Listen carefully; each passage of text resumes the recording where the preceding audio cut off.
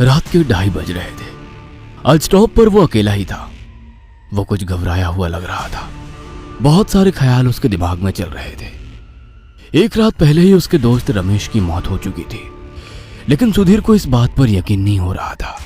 उससे पीछे से एक औरत की आवाज आई, भैया कुर्वे नगर चलोगे? आवाज सुनकर उसका दिमाग सुन्न सा पड़ गया। सुधीर चिल्लाया और चिल्लाते हुए दरवाजा खोलकर बगल के ही सुनसान गली में अपनी जान बचाकर भागने लगा और भगवान से प्रार्थना करने लगा, हे भगवान मुझे बचा लो, आइंदा से ऐसी गलती कभी नहीं करूंगा। कि तभी किसी ने उसके कंधे पर हाथ रख दिया। रमेश के मुंह से चीख निकल गई और उसने आंखें खोली। उसे देखकर वो चौंक गया। लेकिन तुम तो कल आने वाली थी ना? कुछ दिन पहले सुमन अपने मायके गई थी।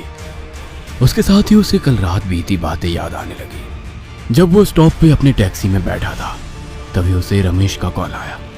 उसने जब कॉल उठाया तो रमेश डरा हुआ था।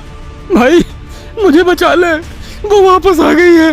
अरे कौन वापस आ गई है? कि खुदकुशी है।